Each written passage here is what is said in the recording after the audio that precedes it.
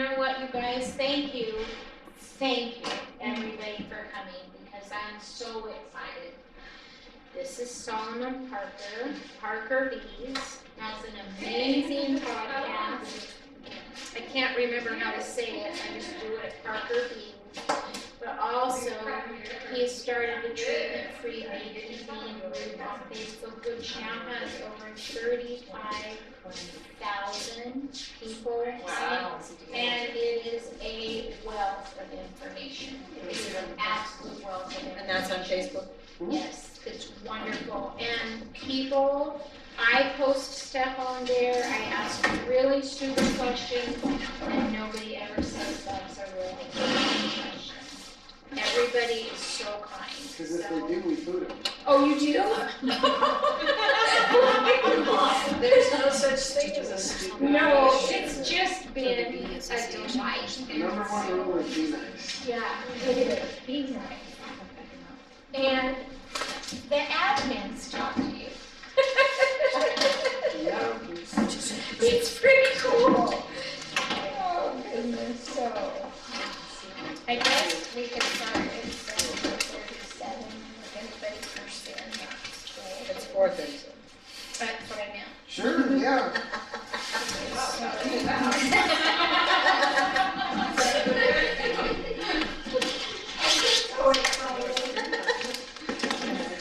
Yeah, so this is the first time I will be speaking without benefit of the slideshow and presentations and whatnot, so there's no specific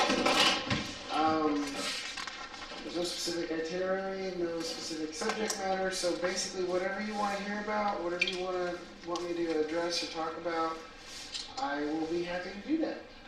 Also, I have a treatment-free beekeeping YouTube channel where I put up all the videos of all the talks that I do, and so if you want to come back and look at this later, I'll probably post it in the next couple of days.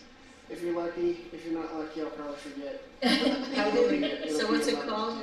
Treatment-free beekeeping. Oh, that's what it's called. Okay. Yep. And I've got about 140 videos. A good portion of them are me speaking. The rest are other people speaking. There are a lot of how-to videos, and I post several more of those each season. So my whole idea is to try and teach people how to keep bees without treatments, and pretty much accept everybody who wants to keep bees.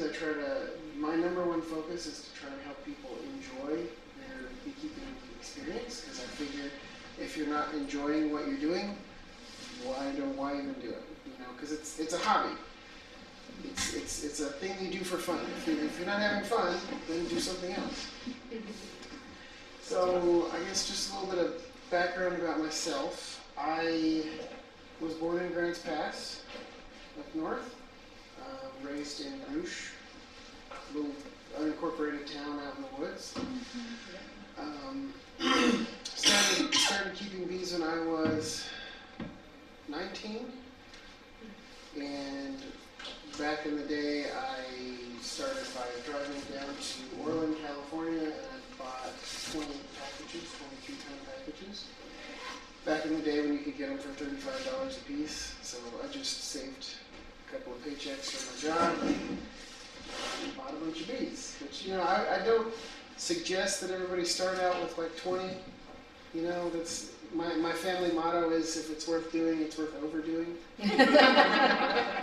So I don't suggest that. I generally suggest people try to keep around 5 if your local ordinances allow you to do so. And the reason why I suggest keeping more than just 1 or 2 is because the more you have, the less chance that you lose them all at once. All right, bees die every year. This is a normal process. Everything dies. We need to be in contact with that fact. And so by compensating, by keeping a few extra hives around, we can, instead of trying to build back from losing hives, we can prepare for future losses that we know are going to happen. So, for instance, I also suggest that if you want to have 5, then you should go into winter maybe with 8, or or something like that. Because if you go into winter with 8 and you lose 1 or none even, and you come out with 8 and you only want 5, it's a whole lot easier to go from 8 to 5 than it is coming out of winter going from 2 back to 5, right? If you're trying to expand up, you can. There's an old saying, you can either make honey or bees. So if you split your hives, a lot of their resources are going to go into making new bees rather than to making honey. And part of the reason we all like to do this is for the honey, right? There's other fun things too. Does anybody do bee sting therapy? No, but I heard about it. Yeah, we get a few of those sometimes. I've used bee sting therapy occasionally. Like I broke my finger a couple of years ago, and it was sore for several months afterwards. Like, man, this is not getting better. Sting it a couple times in the knuckle, and the pain will go away after a couple of days.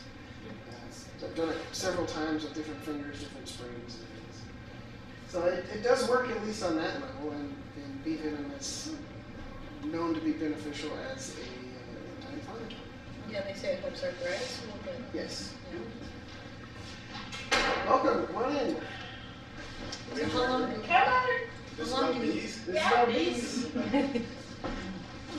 I could have brought demonstrations. And I can get more chairs, there's more chairs up here. There's no directions. And there's a chair here and Can everybody hear me okay? I always get soft spoken and I had a cold last week. I'm better now, but I still have a little bit of, my voice isn't quite back to normal and I have a cough occasionally. So don't be scared, I'm not contagious, it's not fresh, it's old. So how long does a hive normally live? What's the normal life of a hive? There's normal. It totally depends. My record is 10.5 years for a hive that I've kept. Completely free. Not requeened. That's the same hive. It's the same bees, not the same bees. I wouldn't say that's normal. I would guess on sort of an average lifespan for a hive would be 4 or 5 or 6 years. They can go much longer. I've heard reports of colonies living in trees for 20, 30, 40 years. And then of course that will die before a year is up. So let's see. Grew up in Southern Oregon. Went to Medford High Schools. When I started keeping bees when I was 19, that'd be 2003. I call it my bee birthday. It's April 26, 2003. That's when I first got my bees. And so when I started, there wasn't really much available in the way of information for keeping bees without treatments. You know, Varroa had been introduced, Varroa mites, for those of you unfamiliar, had been introduced into the U.S. in the late 80s, early 90s, and it spread around pretty quickly because of the migratory bees that get shipped all around the country. I'm sure you've seen them on the freeway. If you've been traveled down south, you drive through the almond groves, you see hives out in almonds this time of year. And so back then, there weren't really many people keeping bees without treatments, except for there was Dee Leslie down in Tucson, Arizona. She had kept bees treatment-free pretty much continuously her entire life. She's at least 70 at this point. And so, the thing that I did, and one of the things that I recommend that other people do, is find a beekeeper whose methods you like, and just kind of copy them until you learn better, right? Because we as modern Americans, we tend to have a mindset, I kind of call it the Amazon Prime mindset, where we think we can just throw money at problems and solutions will show up in 2 days in the mail. The problem with that is that that's not the way that nature works, right? Nature works over scales of years and decades and hundreds of years and millennia, centuries, I guess, if you remember that.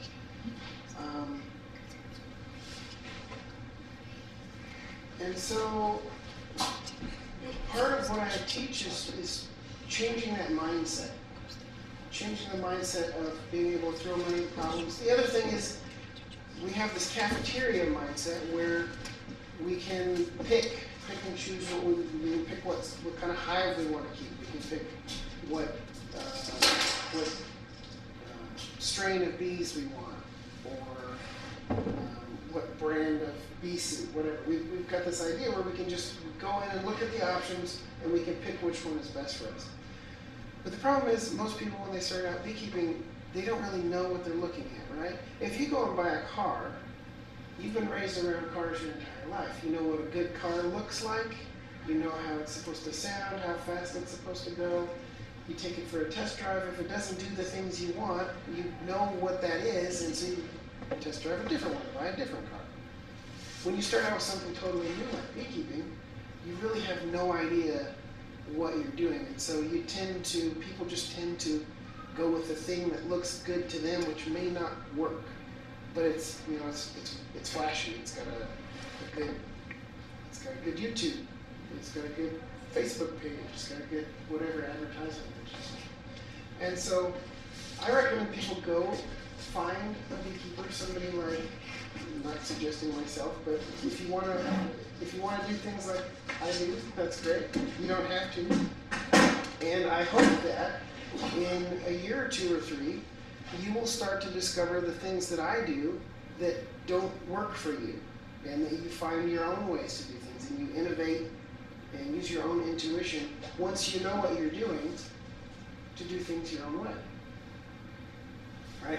I like the idea of the guru who makes himself unnecessary.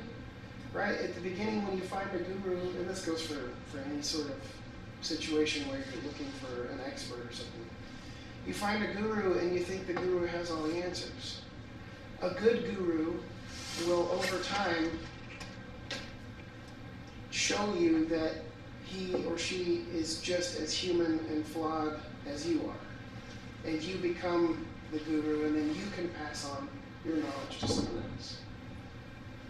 So hopefully, even if you like my stuff, my podcast or whatever, you'll eventually find your place in the thing that you like to do. So there's no one size fits all. One of my very common sayings is all beekeeping is local. Mm-hmm. Every place people live is slightly different than every other place, and things that work in certain places may or may not work in other places. Like for instance, where I am right now, I'm right next to the Rogue River, and I'm at 1,000 feet elevation. You guys up here are almost at 3,000. Probably some of you live up in the mountains or even higher. So your very obvious thing is that the schedule of your seasons is going to be different throughout the year, right? Swarm time is going to be earlier and later. The one I like to use a lot is daffodils, because there's daffodils everywhere, and so when the daffodils bloom in a certain place and they're not bloomed in another place, you notice that change, and you can time things by when that happens. What else should we talk about?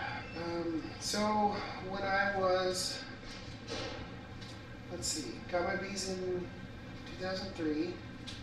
In 2005, I moved to Arkansas. I met my now wife online, back when that was an odd thing. Now it seems everybody doesn't. Did you take the bees with you? I did, yeah, I went to that point. Yeah. You mentioned the daffodils. Does that signal the swarm season? It'll signal the swarm season, but it'll be a certain time after the daffodils. Swarm season, so let's see, I've had daffodils where I am for probably 3 weeks, and my swarm season will be sometime around the middle of April. So I don't know how that works for you guys here yet.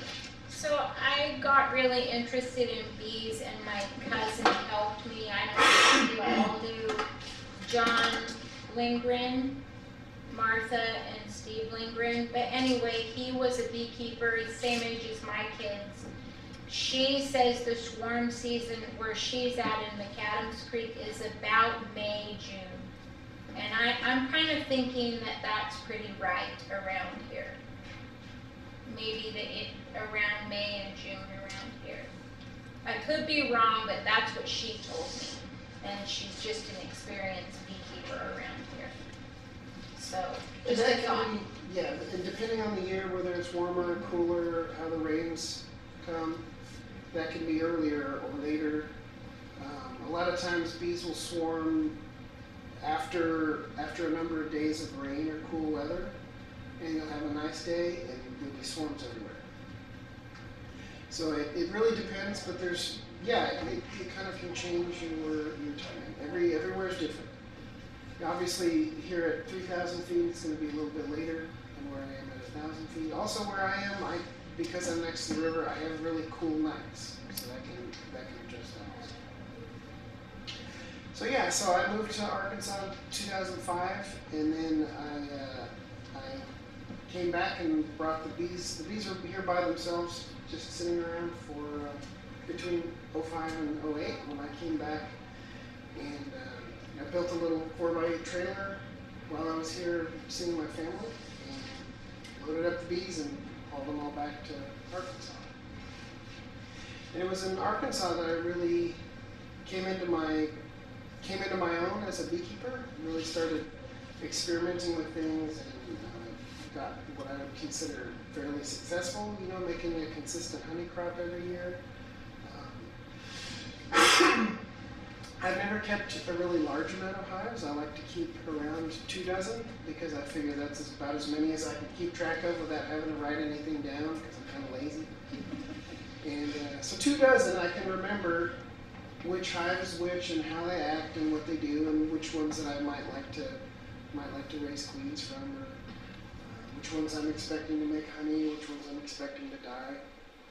When I get more than about 24, I start to lose track and forget which is which, and start to lose the plot.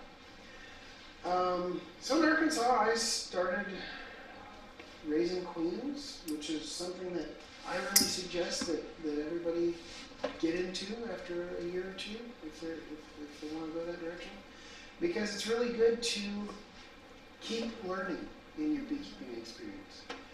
Right? A lot of people, for some reason, want to treat bees like pets. They want to get them, they want to have them, they want them to be in the box, and they, and then the fun part is they want them to make a profit. Right? So they want to make honey to pay for the box and the frames and all the equipment. And I always ask people, like, do you expect your dog or your cat to make a profit? Right? You can make a profit. Big commercial beekeepers definitely make a profit, but I'm gonna watch my voice let it go. That's not really what we're doing here. Generally, I like to speak to backyard beekeepers, hobbyists especially, because what we're doing it for is the pleasure of doing it, the fun, the making honey for, usually just us and our friends and maybe some relatives and stuff. But trying to expect output out of a pet, I don't think is really a productive way to think about beekeeping. That being said, if you like to do that, you want to go in that direction, then by all means, go ahead. But when you're beginning, especially, don't expect that that's going to be where you go. I try to help people start beekeeping, especially with using a minimum amount of input, money, because not everybody has a lot of money to play around with. So that's why. Excuse me. This cough is really just annoying.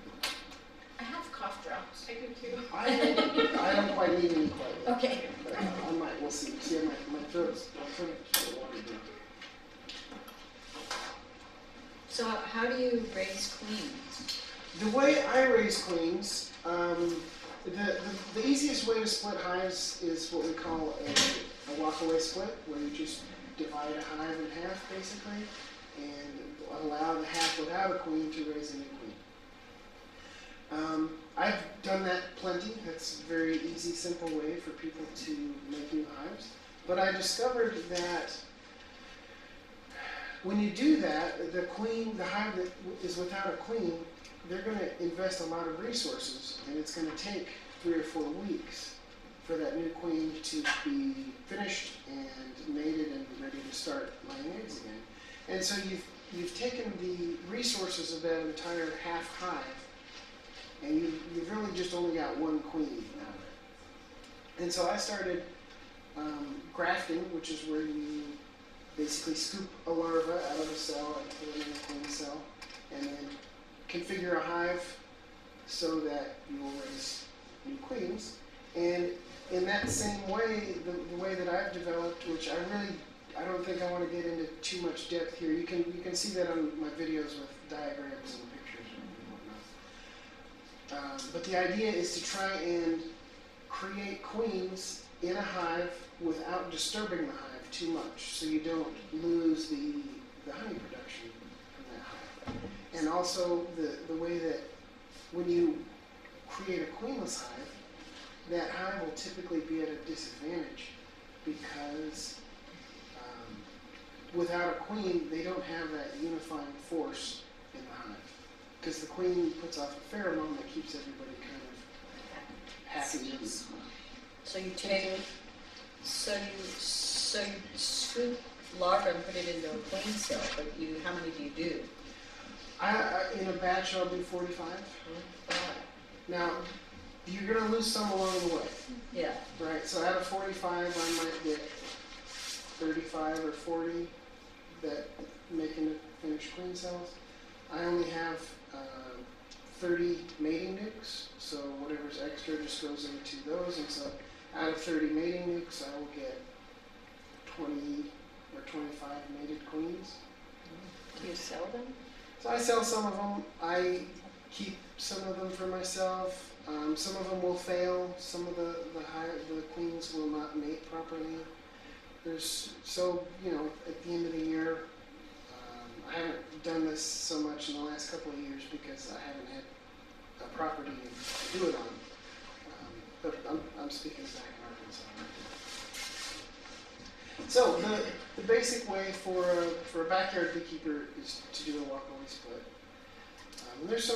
There's some tricks that you can do with that to help those hives survive better, not survive better, perform better. So if you do a walk-away split, for instance, if you were to just take one hive and divide it in half and put 2 hives and they're going to be on the same stand, whichever colony still has the queen, most of the bees will end up in that hive, right? And that'll leave the new one without as many resources, without as many workers.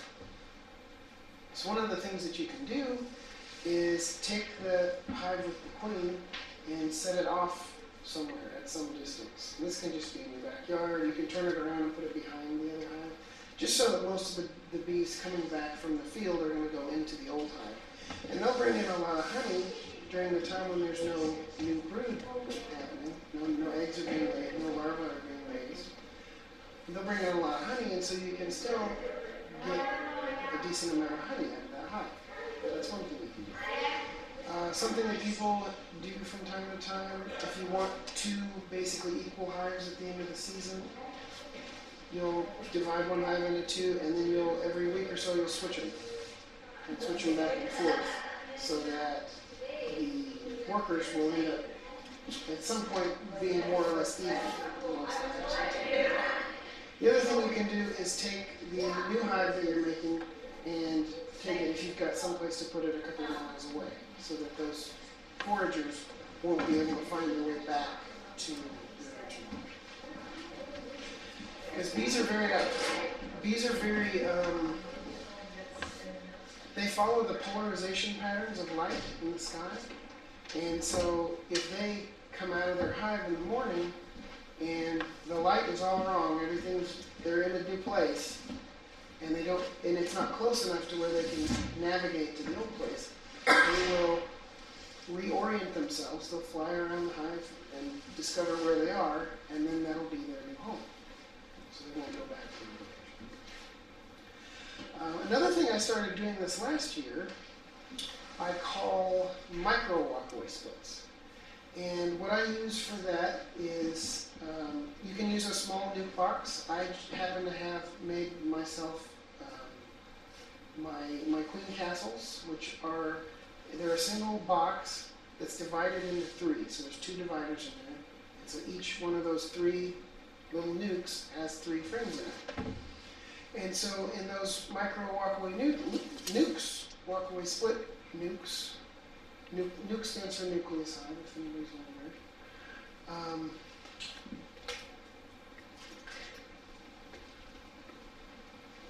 In those, I will put 1 frame of open brood, so that's brood that hasn't been capped yet, it's got little baby larvae in it, and a frame of stores, and bees. I'll shake a couple of extra frames of bees in there, and then an empty frame. And they will make 5 or 8 new queen cells, but instead of using an entire half of a hive to create 1 new queen, now I'm only really expending 1 frame of brood to make a new queen. And that works pretty well also. But that kind of depends on your equipment. A lot of people have 5-frame nukes or 4-frame nukes around, and those work. I do like the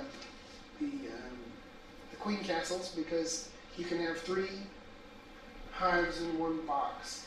And if you're interested in what those look like, you can buy them. All the beekeeping places sell them. You can also make them yourself if you like to make your own woodenware, and I have a design on the website, which is parkerbees.com.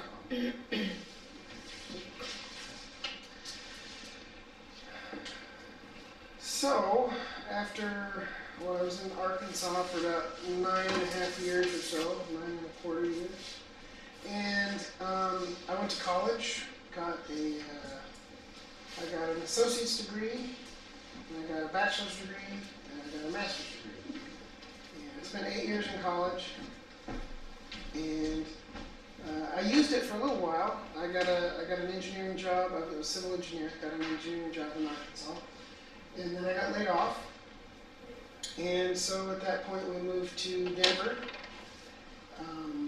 and I took the bees with me again to Denver.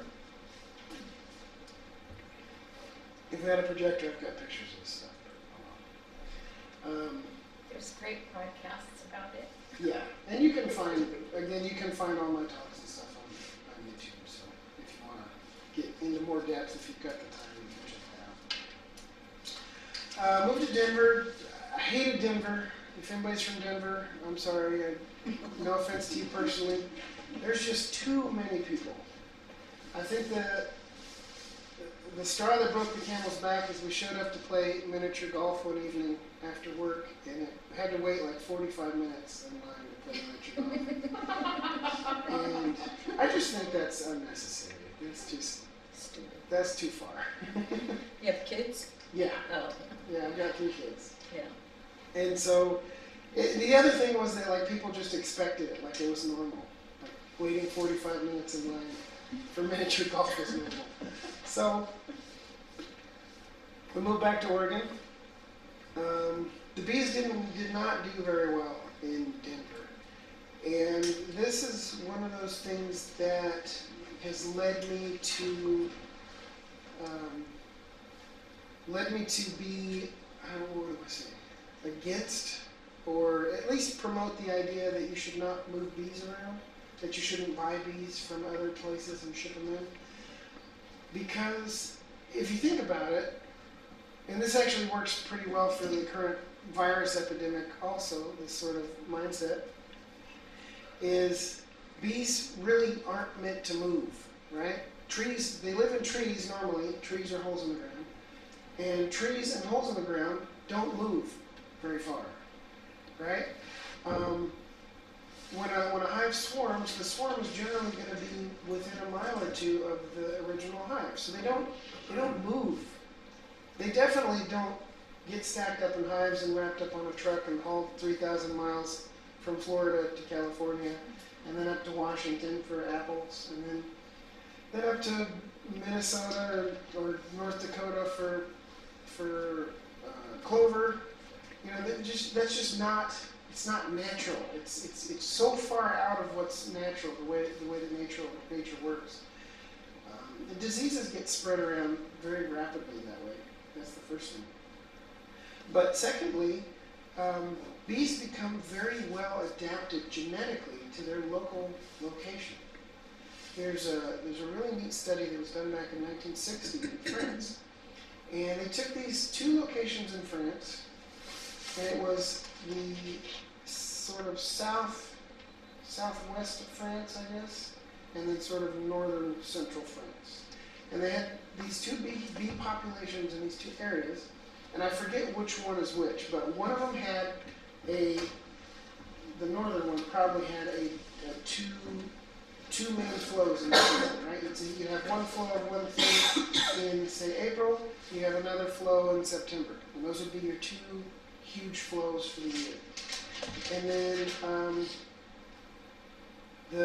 in the south of France, I guess, the one would be, they just had one flow, right? Let's just say it's in June. You can read the study. I read it 2 months ago. I don't remember the exact details. I should read it again so I can tell the story better. But the idea is that you've got these bees that are in these 2 locations that are very well adapted. So in the springtime, they build up.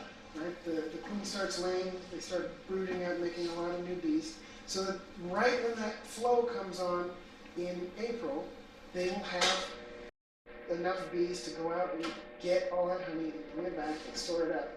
And then they will taper it off again through the middle of the summer, and then they'll build up again for September. Right? And then the other population of bees, they're going to build up for that big flow in June, and then they're going to taper it off again and kind of chill out for the winter because they just got that one big flow in the year. So what they did is they took 2 groups of hives from these 2 areas and they switched them. They just hauled one to the other and hauled that one to the other. And what happened was you now had bees that were brooding up and getting ready too early for that early flow, and then it didn't happen. And now they've expended all their resources, and they're going to starve to death, or at least run out of their resources when they've got all these bees and not much work to do.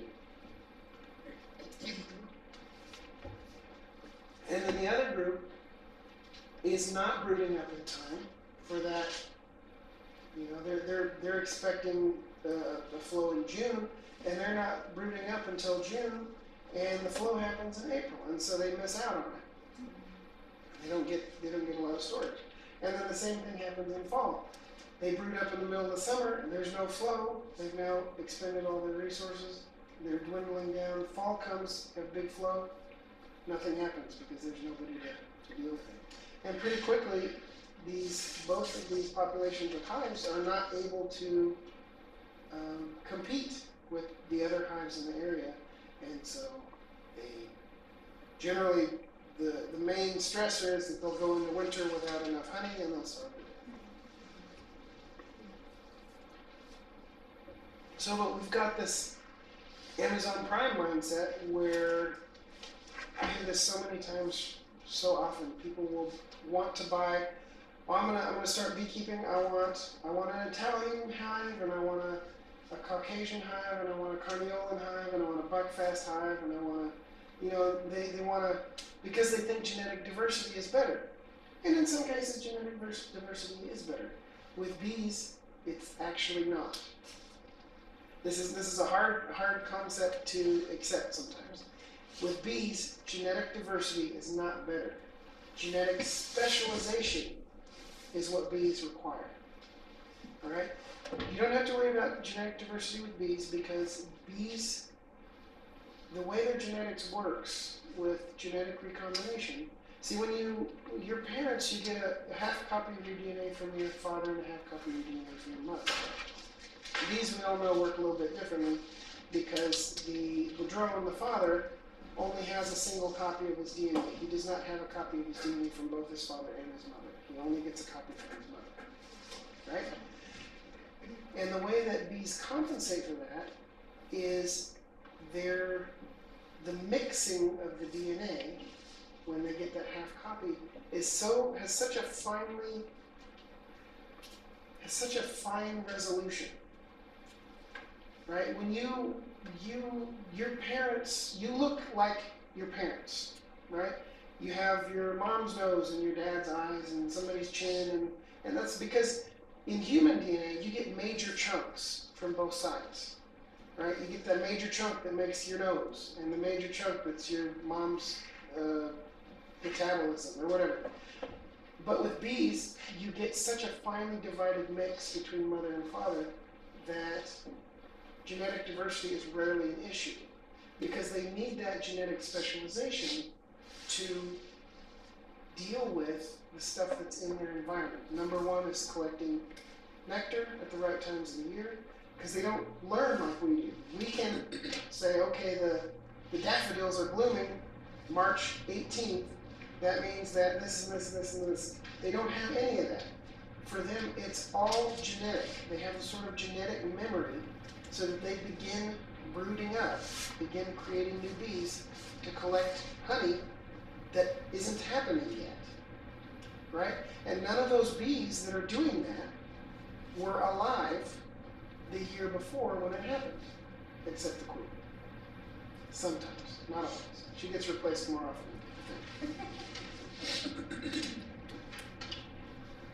So what I discovered when I was moving around the country was that I would get to a new location and I basically would have to start over because my bees were not well adapted to my local area.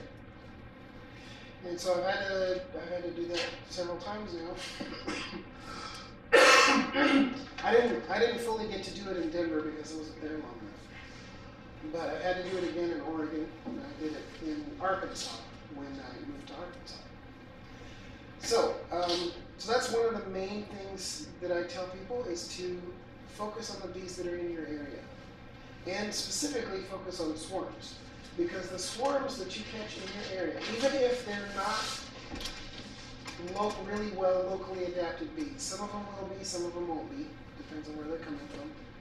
Because you're going to have some neighbor, a few blocks over who bought that package from Orland or wherever, which is not up in the mountains. But it will have done well enough the last fall and winter to have survived the winter, and now they're swarming, and now you're getting that hive which did well enough to survive the winter, and now you're getting it. So it's actually a good benefit because that very process of surviving the winter has weeded out a bunch of the bees that have not been the best of performers, not been the best adapted to this area. So that's the number one reason I think to focus on local bees and collect swarms. The other great thing about swarms is that swarms are free, and I recommend that nobody should buy bees ever again. Unless you're buying like a split or a hive literally from your neighbor or somebody your friend, whatever. Because those, like I said, bees weren't meant to move, and the fact that the bees that you're buying will not be well adapted to your area. Furthermore, you could be spreading disease. Now, at this point, there's so much disease spread around by the commercial beekeepers. I mean, it's gonna, it's like with the coronavirus. At a certain point, it's like it's here. We're gonna have to deal with it. It's just like that part of trying to avoid it is over. We're to the point now where it's already here, and so we have to deal with it now that it's here. Can you talk about diseases that they get and how to deal with those? Sure. The treatment-free part. The treatment-free part. So, I don't do a whole lot for diseases when they get them. The main diseases that you're going to be concerned about, or that everybody's concerned about, is varroa mites. That's the main thing. And on a treatment-free scale, there's not really a whole lot that I would suggest that anyone should do. A lot of the non-chemical treatment methods have been shown to be not particularly effective. So my focus there is to increase my hives as rapidly as possible so that the chances that I lose them over time will diminish. Because you're going to lose, like, so for example, a couple of years ago, I caught like half a dozen swarms, and generally, out of just random swarms from around the area, I'll probably lose half to 2/3 of them. And so those ones that are no good to begin with are going to be gone pretty quickly. But I won't lose 100%. And so that 2 or 3 hives that are left over, they survive the winter, I'm going to split those and try and make those 2 or 3 into 6 or 10. All right, so the next year comes around, and now actually probably fewer of them are going to die. So maybe only 1/3 or 1/4 die. And in a very short period of time, 2 or 3 years, and again, I'm going to catch more swarms just because it's fun and they're free. And so pretty quickly, I'll be able to maintain a sustainable population. And I like to do the splitting, and I like to do the swarm catching because that's part of beekeeping. I don't think just having bees is all that much fun. I like to do all this stuff. But the focus rapidly shifts away from the bees dying. Now the other main one, I'll get your question in a second. The other main one is American foulbrood, which is very rare, and probably the best thing to do in that case, if you're not a highly experienced beekeeper, is to just burn the hive and just sterilize the situation. The other diseases, there are other mites. Tracheal mites, pretty much everybody's forgotten about because varroa is worse. You have chalk brood, which is usually a situation where you've had the hive get too cold in the spring, and it'll generally resolve itself later on. But if you've got a hive that becomes susceptible to something like chalk brood, probably the best thing to do would be to reclaim it later. Chalk brood doesn't really kill that many hives; it just kind of slows them down. What other one should be? I would think being robbed out by other hives is a more likely issue. Because there tends to be, when there's a lot of people around, there's generally a few beekeepers in the population, and so there might be too many hives in a given area. And in the middle of the summer or when there's nothing blooming, they might start to try and rob each other. And so developing, I mean, they're insects. They don't have a highly complex morals and logic, and so they basically, wherever they can find something sweet, they'll go get it. How do you keep that from happening? Yeah. So the best way that I've discovered to deal with robbing is to use robber screens, and there's a couple of different ways to do that. The basic idea behind a robber screen is that robbers are looking for something sweet, and they're doing that by smell, because that's really the only way they can sense things. That's why flowers smell. They're attracting bees. So if you have a hive with a device, which is like a big open window with a screen over it, those robbers are going to be trying to get through that screen, and they can't get in, right? Meanwhile, the actual entrance is off down to the side, and the bees that are inside the hive, they have located the hive, they figure out where the hive is in space, visually. So they come back and they know where the entrance is, even if it's small and out of the way. So they'll be able to come and go pretty much without a problem. Meanwhile, all the robbers are trying to get into the screen, which they can't get through. So that's the basic idea behind a robber screen. And you can build those for yourself. What I do with my queen castles is that they each have a 2-inch hole drilled in the back of it with a screen over it, so that any robber, because those are small hives, they don't have a big population to defend themselves. Any robber is going to be bouncing off of that screen. Meanwhile, the actual entrance is a little bitty tiny entrance down in the bottom. And I've actually had like making a new hive or something, and there'll be like a full frame of honey inside of there, and it'll never get robbed out because the robbers can't even find it. So, yeah, that's how robber screen works. Yeah. So how do you grow the hive to counteract the varroa mites population? The main thing that I do is basically try to outbreed the mites. I'm sort of wanting to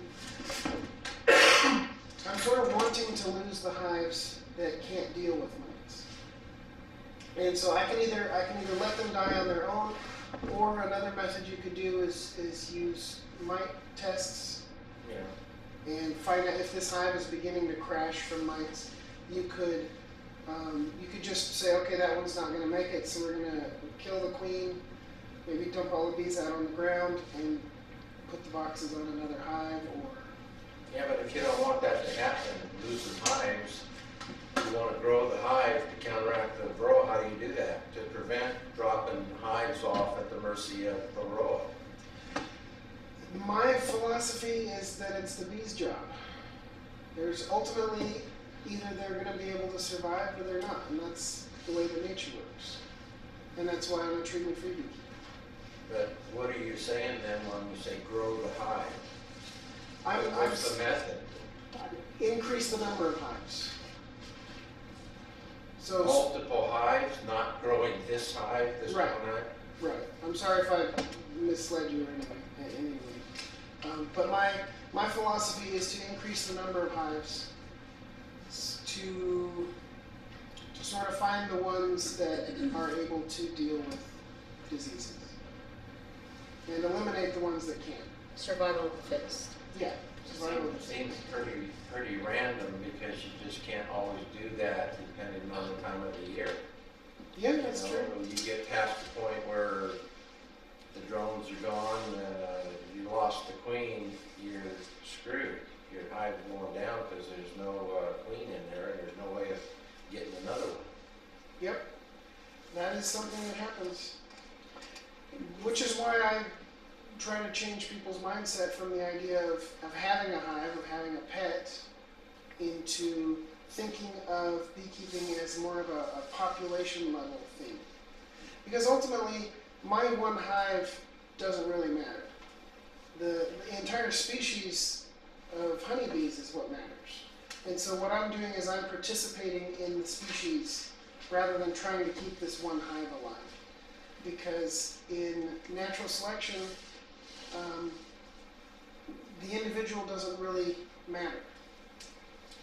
Well, I know of probably 60 or 70 people that keep bees, and I don't know if any of them look at them as a pet, especially when they sting them.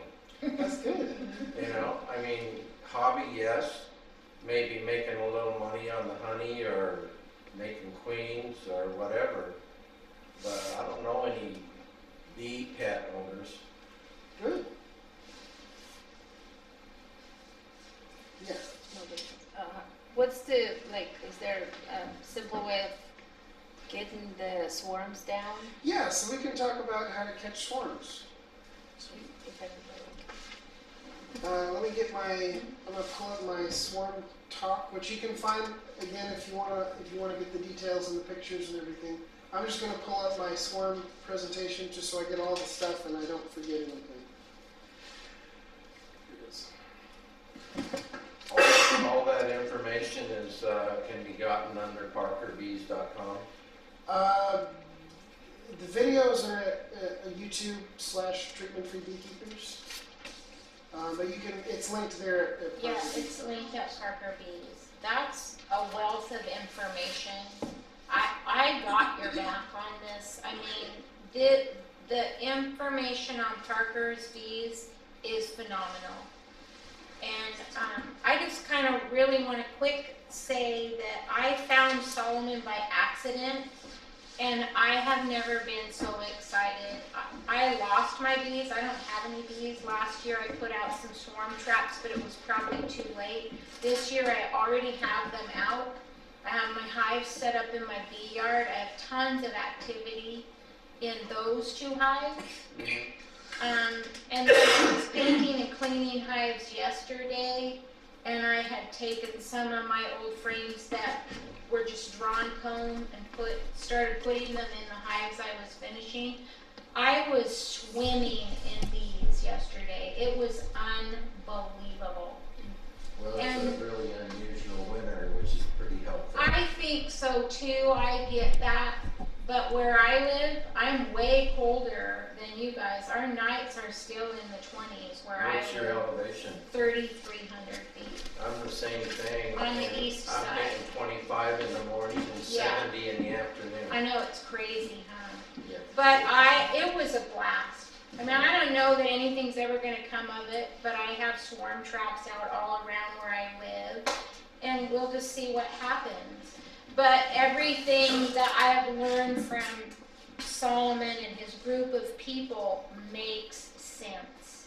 It just makes sense to me. And there's lots of other people also, like I'd recommend Bush Farms. Michael Bush, are you familiar with Michael Bush?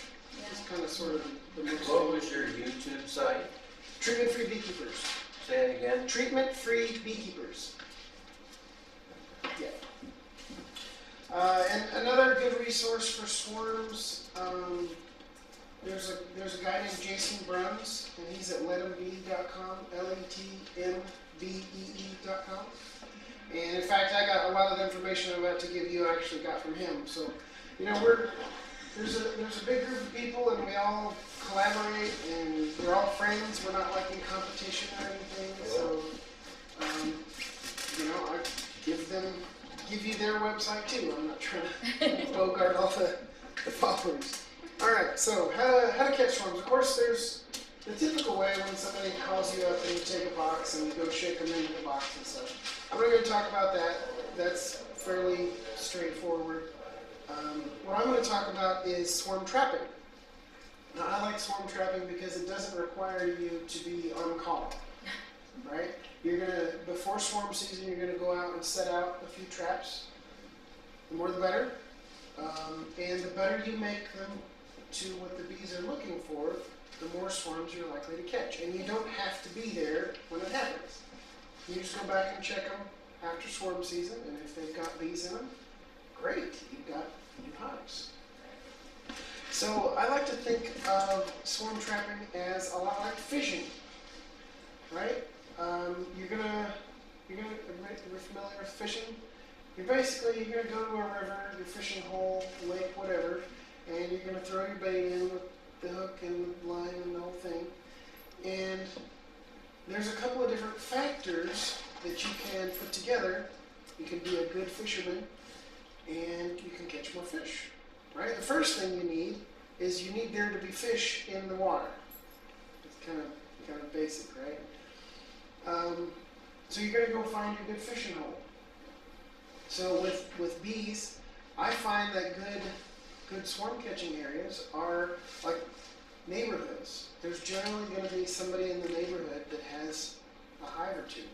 Or there may be a hive a colony living in an attic or a wall or something similar. There's actually a lot more colonies around than people realize. Because they fit in places that nobody would think. Alright, so there's a bunch of these factors, and any one of these single factors will help you catch bees. None of them are silver bullets. I don't believe in silver bullets for anything. Alright, so we can start with, the first thing to start with is the size of the box. Alright, so the most common box size is going to be a single deep box.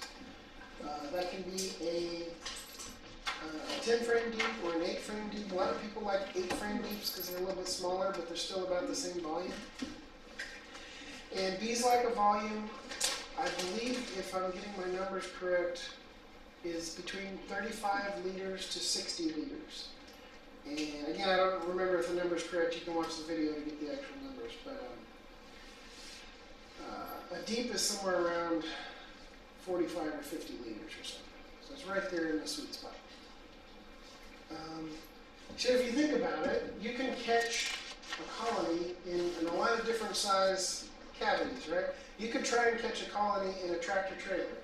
And there's a chance that you could do that. It could work. You might get a cluster of bees in a tractor trailer, and that would actually work for catching a swarm. It's unlikely, but it has happened, right?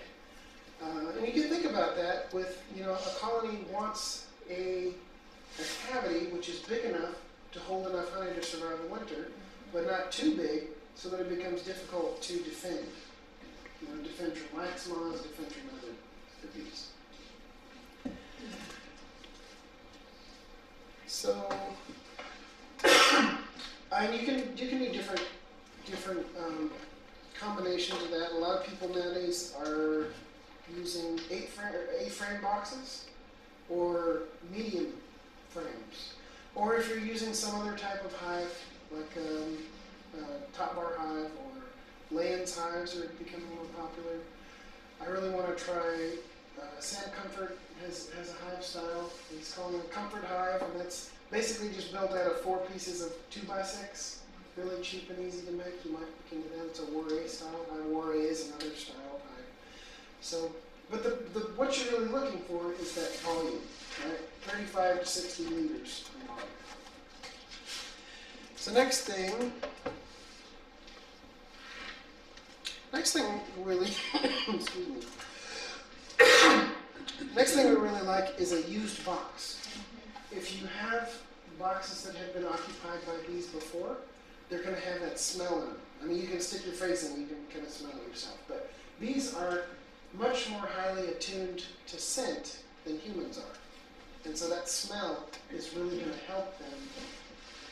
The scouts that are out looking for a new hive location are going to come upon that hive and think, they're going to think. I'm saying they don't think, they're not humans, right? But in our way of understanding it, they're going to think there's been a hive here before, and so this is probably a good place for a hive. So I'm going to go back and tell the cluster this is a good place for a hive. Brand new boxes, you can. Again, these are factors. You're kind of adding them onto each other for the best recipe. But brand new boxes, especially fresh wood, it is going to be a bit more difficult because you have a really intense scent of that wood essential oil, which is the tree's immune system, basically. And so it takes some time for that scent to dissipate a bit, because it can be a bit strong for bees if you're using very brand new boxes. If they're waxed, are they still going to smell strong? Say again? If they're covered with wax. That can actually be a way to help. If you were to rub some wax inside, or one of the some people sell wax boxes. Yeah, that helps, and that's gonna make the smell better. Another thing is, the next one actually, is to use used comb. So if you've got, if you're just starting, try and get an old dark brood comb from another beekeeper and put that in your swarm trap. Because again, that's that scent. The scout bees are going to come in and they're going to see that there's comb there, and you're going to trick them into thinking that there's been a hive there in the past, and so there's a greater chance that you'll catch a swarm that way.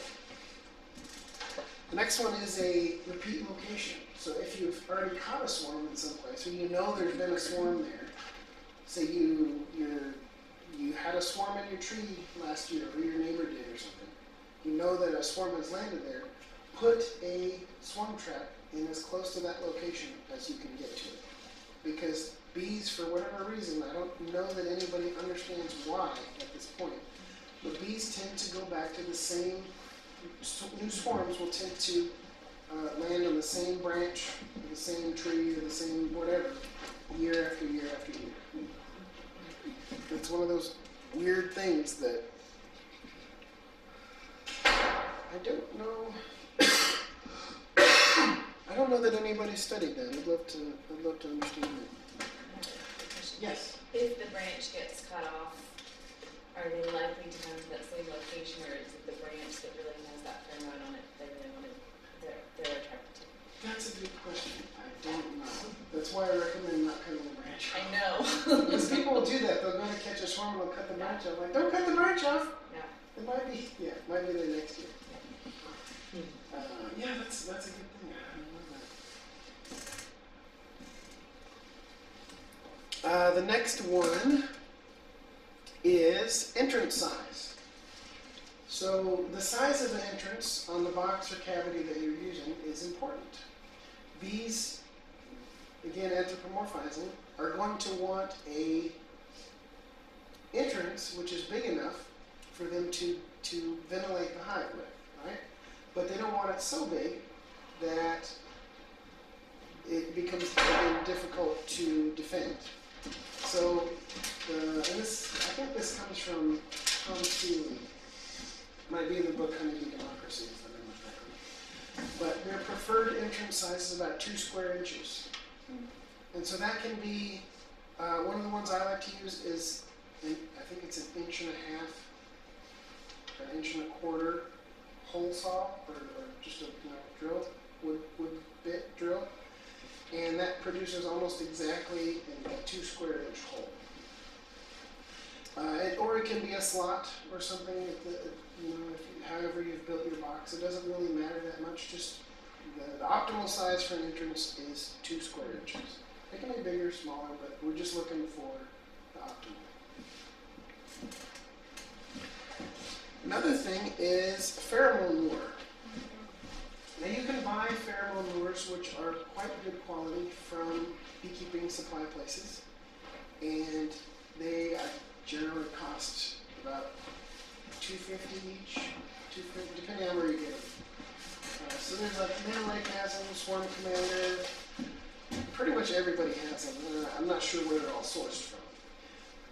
They're also, you can make your own for a lot cheaper, because one of the main components of the honeybee's pheromone is called nasonoph. The pheromone is called nasonoph. One of the components is called citral. Right? It's a chemical that makes it smell sort of like lemon pledge. And just so happens that lemongrass essential oil is about 70% citral. So it's a good substitute if you don't want to go buy, because if you're making a bunch of swarm traps, like, I usually make around 25 or so. I don't necessarily want to spend 25 times 2.5, which is, $67 every year to do that. So I make my my swarm lures. I just take a basic Ziploc sandwich bag. I take a piece of paper towel, fold it in half, the shorter length paper towels. Fold it in half, stick it in the bag. I'm going to drop 8 or 10 drops of lemongrass essential oil in there. Good quality stuff. The giant bottles that are a lot cheaper don't seem to work very well. I've discovered that myself. You want the smaller glass bottle, maybe $10 a bottle, not that big. But that'll last you several years. So you're still coming out way ahead. So I put a few drops of that on a paper towel and I seal the bag. Now, the oil will slowly permeate through the plastic of the bag, so you don't have to worry about that. If you just drip the oil in the hive, you'll have this initial period where there's too much smell and the bees will be repelled by it. And then it'll evaporate and then you'll have none. It'll be all gone. So by putting it in a plastic bag like that and letting it slowly permeate through the bag, you're stretching out the length at which you can have a more optimal level of smell in the hive. And you can always come back depending on when if it happens that your swarm season is later, later in the year, and you've had the boxes out for a month or two already, you can go in and refresh it, add a few more drops. Now, once you do catch a colony in that box with that lure, you're going to want to get that thing out of there, that bag out of there, fairly quickly if you can, because the bees are going to try and chew it up and haul it out for trash. And because it's plastic, they will do a halfway job out of it, because they will be able to get some, but they won't be able to get it all, and it'll just make a big mess, and then they'll propolis it, and it'll be a mess. So it's easier to get it out as soon as, like, if you have a swarm trap out somewhere and it's got bees, you bring it home, put it in a new box, get it out of there, and part of the process. Another one is the height of the box. Now this is the one where it becomes a bit more difficult to do the optimal thing, because according to Seeley's research, the optimal height for a swarm trap is something like 22 feet, or something like that. And that is not easy to pull off. You know, a lot of trees we have in our neighborhoods aren't even that tall. So that one is the one I ignore the most. I just try and I just use a 6 foot, I have a 6 foot ladder, and I lean it up against a tree, and I'll put the box up on the top of it, and screw the box into the tree, and pull the ladder out, and it's right there. It's generally out of the reach of most kids. You know, if you got some really high quality kids, they're gonna get it no matter where it is. But, That was easier. and it's also good to put it out of the way if you can, so people just don't notice it. I have a stencil. I have a stencil made where I just spray paint. It just has what does it say? It says, box catches honeybee swarms. Call. See, the stupid cough always happens to look at an opportunity. Box catches honeybee swarms. Call Parker Bees to notify, and it has my phone number. So people see it, they know what it's there for. That's going to help a lot. It's going to take a lot of curious people, and you know, they're just, oh, okay, I'm going to leave that alone. Great, good for everything. One of the great things. Okay, so I think that's all the main topics.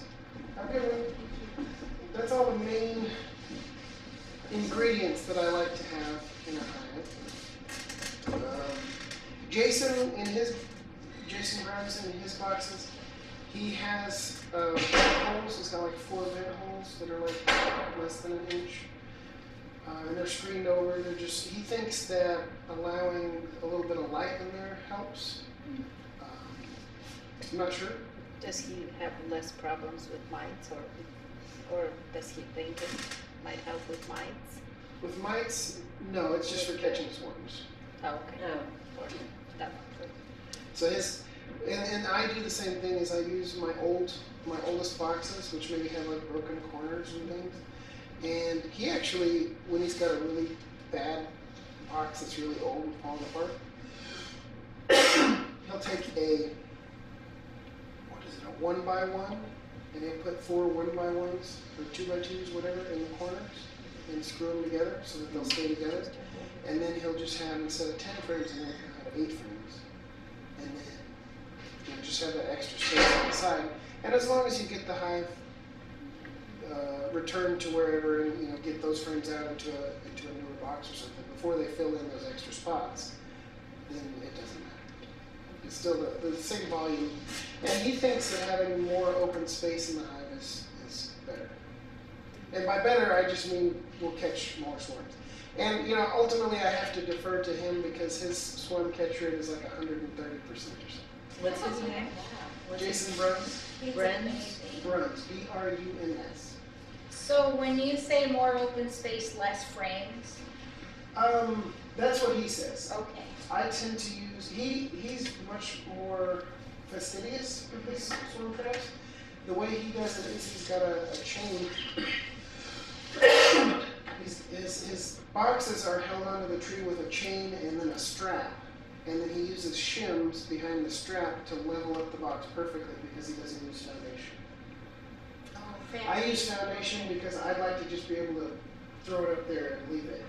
And then when the bees build on that foundation, everything will be nice and straight. If I don't have foundation, then the combs will be vertical even if the box isn't vertical, and that will cause lots of problems. So that's really the main purpose for foundation, is just for straight comb that I don't have to babysit. Have you ever caught a swarm that has mites? I generally say that every colony has mites, but a swarm will be about as healthy as can be. Hives that aren't healthy, sick hives don't swarm, generally. So you're going to get, swarms happen in the spring where the mite pressure is a lot lower. I had the last hive that I had actually a major mite problem was a swarm that I caught 2 years ago. And it was a huge swarm.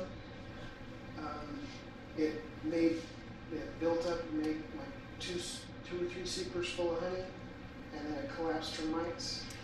And I got 2 or 3 supers full of honey. I didn't even have to go rob it from anybody. So I tell people, if you're getting your bees for free, they're still going to do all the stuff that bees do throughout the season. They're going to grow up, they're going to make wax, they're going to make honey. And even if they die off, you still have all that stuff. It's a net positive because you're not spending money on bees. And that's the difficult part in today's beekeeping climate, because sort of the way you start beekeeping that's taught to everybody is to buy packages. And package prices are ridiculous right now. I mean, here it's probably not that bad. How So not much? packaged, nuke, $140. 140? For a nuke. So here, I quit. That was when I started listening to these. I'm sorry. I decided I'm not buying bees anymore. I've spent too much money, and it's not fun. here in California, where there are a lot of local package producers in the northern end of the Sacramento Valley, package prices aren't that bad, 120 or something. But the further north you go, and I've talked to a lot of people, there's a huge amount of the population of this country is in the area between, Minnesota and New York and Maine, so that whole northern, eastern, central half of the country. So a lot of people there, and they're spending, 160, 180 bucks for a package. And packages, as far as I can work out the numbers from looking at the Bee Informed survey, packages have something like an 80% failure rate the first year. So anything that fails that much, I cannot recommend that you buy. Why do you think that is? A major part of it is probably just new beekeepers not knowing what they're doing. Typically also packages have a very high rate of requeening, queen soup procedure, because the way that I understand it is the workers in a hive, see, they're normally about a third of the brood should be, just in a normal hive, about a third of the brood should be from eggs to capping. About 2/3 of the brood should be from capping to hatching, emerging. That's just how the math works out. And so if the bees in the hive, they make most decisions democratically. If they're seeing that we've got a hive that we don't have any capped brood, where's all our capped brood? Something's wrong, this queen must not be very good. We should replace her. And so very typically what happens with a package is that they will try to replace the queen within a month or two of when they're installed in the hive. And queen replacement is not a 100% proposition. It's a dangerous proposition for the hive because the queen can, the thing that probably happens the most often is the queen goes out on a mating flight and gets eaten by a dragonfly or something. So I think that's also a factor. I think new beekeepers often inspect too much. They try to manage things that don't need to be managed.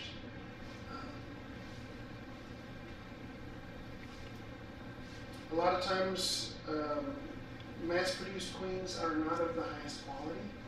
When I sell queens to people, I don't sell queens before she's 40 days old. You need that amount of time laying eggs for her ovaries to develop and mature. But typically what's done with the mass-produced queens is they'll go into the mating nuke, they won't even check if she's laying. They'll pull her out, cage her up, and send her, put her in a package. Because they've got another cell that they need to put in there to produce the next queen. And for them, it doesn't really matter, for the producer, it doesn't really matter that much. If the customer calls up and said, hey, my queen has never laid eggs, she's no good, they just send her another one, because they've got so many.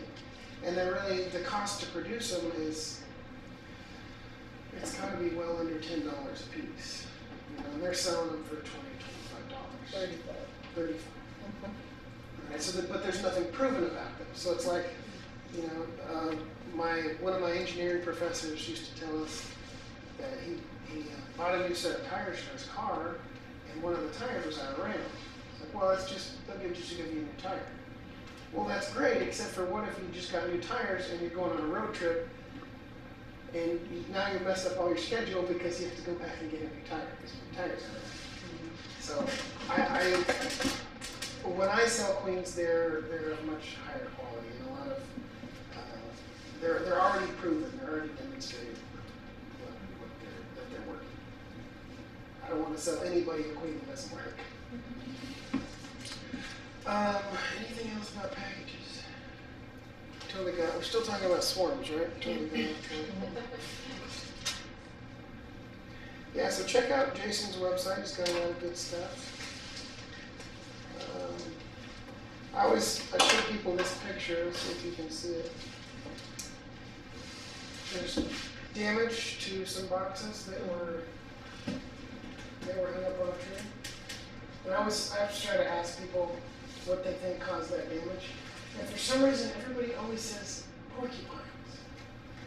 I've never experienced that many porcupines in my life, but apparently people do. Was it porcupines? No, it's actually not porcupines. Okay. But people say porcupines. Raccoons. Well, porcupines climb the trees and they curse the trees. They can even kill the trees. Oh, see, this is information I don't know. I think my entire life, I think when I was a kid, maybe 5 or 6, the dogs cornered a porcupine in the backyard, and they got all quilled up and stuff. And I think that's the only time I've ever encountered a porcupine outside of the High Desert Museum in my entire life.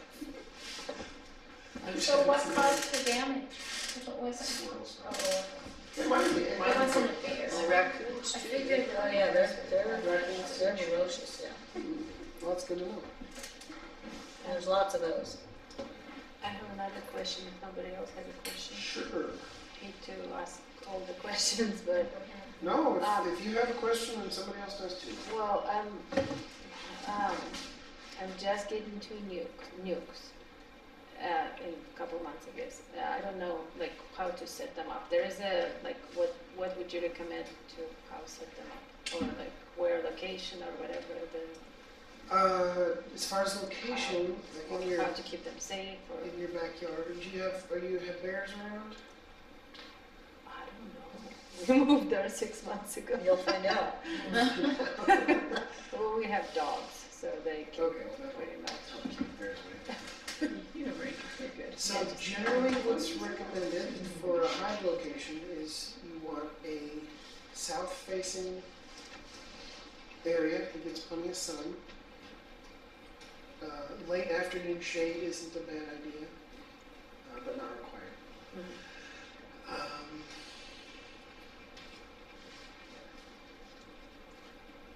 Other than that, So the entrance facing south, right? yeah, Okay. and that's not totally required either. That's just what's generally recommended. Anything else? Somewhat sheltered from the wind. If you got trees or bushes or hedges or fences in the area, just If not, like putting just a board with you like, could. or Or something. again, it's not required. It's just a. It's windy there. Yeah, the wind out here is It's pretty windy. 50 miles an hour, it gets really Yeah, it's intense. Well, where we live, I think it's Yeah, even it's worse. pretty bad. yeah. So Our just windows are gonna when- fly out when we first move too. I was coming down the Siskiyous and, you know, the car's like moving around a little bit. Do I have a flat tire? What's going on? And I looked up at the tree, I was like, oh. Yeah. It's a big problem on her. That was something I was worried about too, actually, is the wind. It's- Yeah, so around a hedge, if you've got, you sound like you're out maybe in the country. Montague, yeah, there's like not very good. Okay. One of the things you can do, if you've got neighbors close by, is you can face the hive against something like a bush or a hedge or a building or something, and that will cause the bees when they come out of the entrance to go up before they start to fly around, and so that'll just keep bees just generally from being a nuisance to people walking by. You know, if you've got a hive sitting right in front of a sidewalk and people are walking by, you're going to have bees going in and out, people walking through the cloud of bees. It's unlikely that someone will get stung, but you never know, people start swatting and stuff. Yeah, no, that's not gonna be a problem. As far as starting, so you're gonna bring them home probably in some either a box of your own or a disposable box that They'll want it back, so I'll Okay. just have to like give it back after Okay. it's empty. 5-frame nukes? I don't know. Probably. Most of them are Never 5-frame, usual. some are 4-frame. It's usually what it is. So you'll come home, you'll bring that in, you put that in your box, single box. Like in the middle, Yeah, in the middle. and just leave the other frames right there, and just Yeah, put those 50 frames there. next to it. And pretty much leave them be for several weeks to let them get situated. When they start to fill out, a lot of people will feed at that point. It depends on if you have if you've got a really good nectar flow going. Locust trees. Locust trees? Locust trees are really good. If you've got a really good nectar flow going, you don't need to feed them as much. Nukes are way better than packages because you've already got a full population of bees. It's just a small population, but you've already got a full aged population, right? You've got new, fresh bees hatching out. You've got ones that are a little older. They're going to be able to get forage. One of the problems with nukes is they're typically almost all young bees, and so they don't forage. They're not at the foraging age yet. They will because they have to, but it's a stress. So nukes are better. So they're going to fill up that box mostly, and then you're going to super it when they get, when they're working on that 9th and 10th frame. Put another box on top. A lot of people have difficulty with getting the bees to move up into that second box, and that's because, in nature, trees don't just magically get taller and make that hole in the tree bigger, right? So bees aren't really accustomed to that. So one of the ways that we can compensate for this is by, one of the methods that I learned from D. Lusby was called pyramiding up. Pyramiding, I'm pretty sure is not a word, but that's the way she Makes sense. So what that is so you have 10 frames in the bottom box. The 2 outside ones are just beginning to be worked on. And you're going to, instead of moving it into 2 boxes, you're going to move it into 3 boxes. So what you'll do is you'll leave the center 4 frames in the bottom box. You'll take the 2 frames on either side outside of that, and they'll go in the center of the next box. And then the 2 outside frames will go in the center of the top box. Yeah. So what that does is that completely eliminates that sort of natural barrier of this is the size of the hive, and that's all that the bees So do. they'll just have to go up Right. all the way through. The other nifty thing that it does is it sort of retains that core for heat and air conditioning in that hive. And so instead of, like, one of the worst things you can do is like take hives out and then like split them apart, or take frames out and like put, full frame, empty frame, full frame, empty frame. That's a bad idea. Don't do I that. heard. because you're spreading everything out, and now the bees are having a terrible time trying to maintain the temperature and humidity in that, because they've now doubled the volume, but you've got the same amount of bees. Whereas if you, with the pyramiding up, you're still keeping it, you've only taken this and turned it into this. It's still contiguous. It's still all connected. They can understand. So what's the person's name again that was talking about pyramid nut? D. Lusby? D-E-E? Yes. L-U-S-B-Y? U-L-U-S-B-Y. Yeah. Okay. I have a few videos of her on Cool. the YouTube page. She doesn't, she's kind of pre-internet, so she doesn't do a whole lot of that. She did do a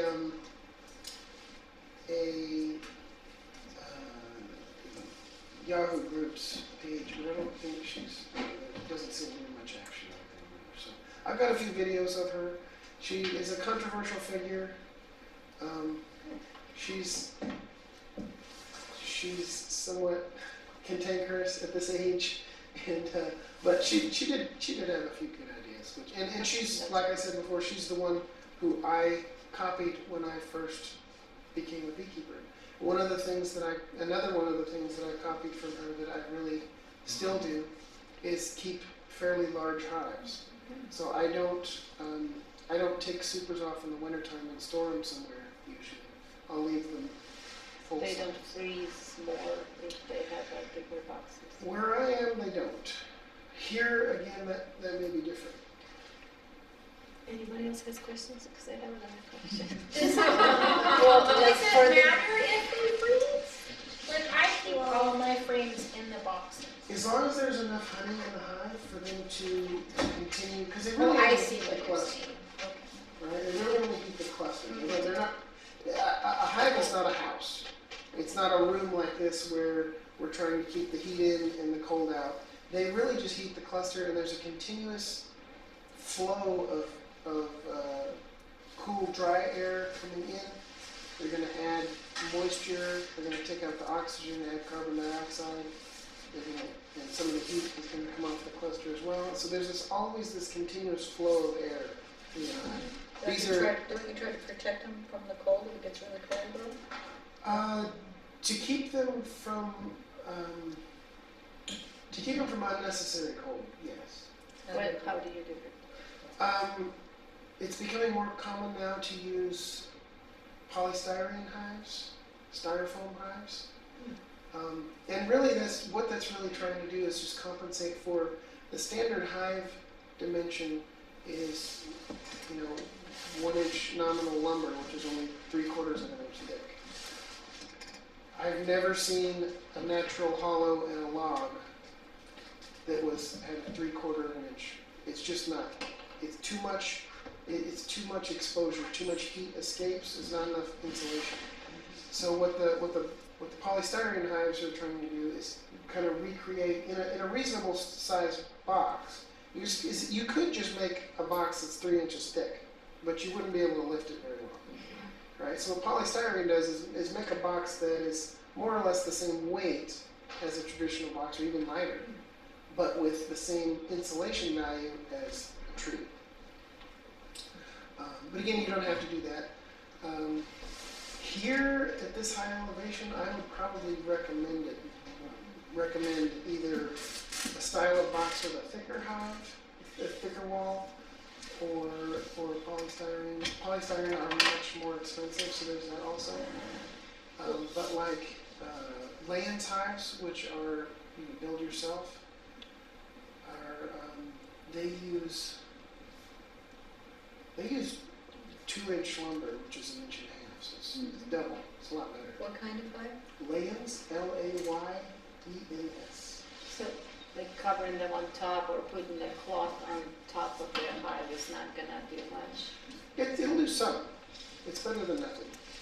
Having a good wind protection is good. Making the entrance smaller. It's typically, the entrance is usually the entire width of the box. That's not really necessary. Bees don't need that. Especially here you have a very similar climate to Southern Oregon where I am, which is a fairly dry summer, fairly low humidity. So the bees don't need a huge amount of ventilation to keep the hive in good shape. where I was in Arkansas, I would have a full width entrance on the bottom and a full width entrance on the top because it was really hot and really humid, which is really difficult for the bees to compensate for. And even then, they'd still be bearded all the time. You have all this huge beard of bees hanging off the hive because they need to get that air through as fast as possible because they're trying to maintain about 93 degrees and what is it, 60%, 50 or 60% humidity, something like that. So they're very good. They're very good at air conditioning, and so that's another thing that people use a lot is screen bottom boards, which I do not recommend. They were originally introduced as an idea that hopefully the mites would fall off and they'd fall through the bottom board and they wouldn't get back up on the bees. That has not proven to be very accurate. So people started then using them for extra ventilation.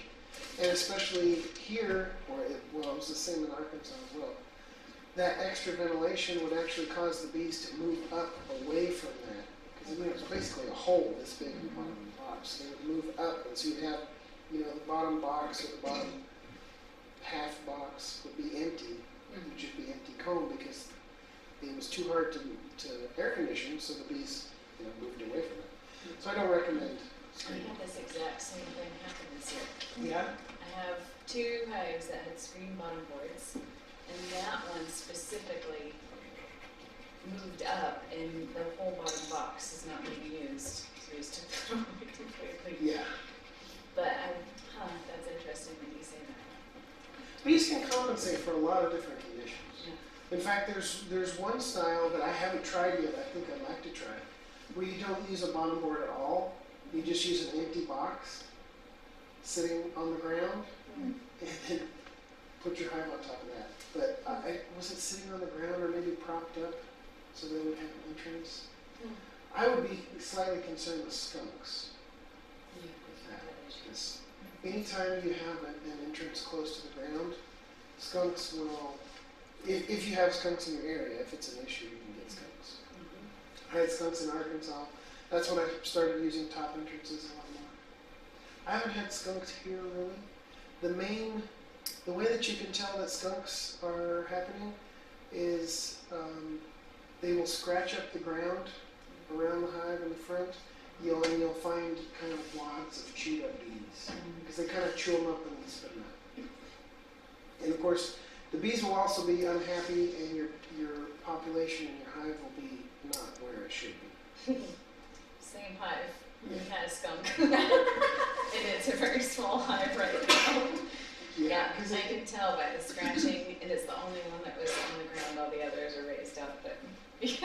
yeah, so it's a good taller hive stands help with that, or upper entrance, or just upper. Yeah, this If you year have was our first year. skunks are, I believe, territorial also. So it won't be like a bunch of skunks, it will just be one skunk. Yeah. Interesting. So if you could maybe trap that skunk and ship him off somewhere. I'll just raise my hand. But if you do that, then another skunk will take over that territory, and I don't think it's a problem you can ever really solve by I'll just let my You're really not supposed to relocate them anyway. no? No, you're not supposed to trap any wildlife and just keep it somewhere. That's good. I don't know. Yeah. Do you recommend fencing around the bees from If you have problems, yeah. A good bear fence, if you've got bear issues, will take care of skunks also. And there's the best ones that I've seen for bears are the net fences. I use them for my chickens because they don't really keep the chickens in because they're only like 4 feet tall. But because the mesh is small and it's all electrified, what'll happen is you'll have a dog or something will come sniffing up to find the chickens, and he'll stick his nose right in that fence and get a good shock, and then he'll only do it about twice, and then he'll learn his lesson. what are they called? poultry net fences, Like, electric fences, yeah. okay. And that works the same. I saw a video of something similar with bears, because the bears will come up sniffing and they'll get zapped. And if they really tried to get through, they could get through. But if they get that initial negative stimulus, they will not do it. You're supposed to put a tuna can on the electric fence. Yeah. They'll come up and smell the tuna can. I personally haven't had any personal issues with bears, so, and that's another thing with all the stuff that I talk about. I try my best not to talk about stuff that I haven't done personally. So whenever I tell you something that I haven't done personally, I will say, like, the usual advice is, or I've heard, or something like that. Just because that's kind of like my personal integrity. I don't want to tell you how to do something that I haven't done myself, because I come across that so often, especially in internet culture today. People will read a bunch of something, and then they'll join a Facebook group, and then they'll start giving out advice, even though they don't even have bees yet. You would be surprised how often it happens. So, when I had hives a few years ago, I wanted to do it again, but it was so cold up there where we lived that I put bales of straw around the hives. I had 2 hives. And I got too crazy and I put plastic over part of it, and one of that, they molded. So we got Yeah. that. So, If you're not a fan of styrofoam, hay is a good, or straw is a good. straw is what I use. Yeah, that's a good option also, because I mean you're going to have so much insulation value there. The difficulty again with that is because they're heavy to move and stack them up and take them down and stuff. And you definitely don't want to put plastic over hives in any way at all. Yeah, I think I wrapped around part of the hive. Yeah, if you had a shelter over it to keep it dry, that would be optimal. But bees need ventilation pretty much over anything. Ventilation is always a prime concern. Yeah, I learned it. They don't need too much, they just need enough to. So when you use straw, how close do you put it to the hive? You don't just You can pile it on you the can stack thing? it right up against it. Like a whole bale, kind of, put it? Yeah, I think I used 3 or 4. I think they were like this high, all the way around except for the front. People do that for winter. If you have hay or straw available, it's really easy to do.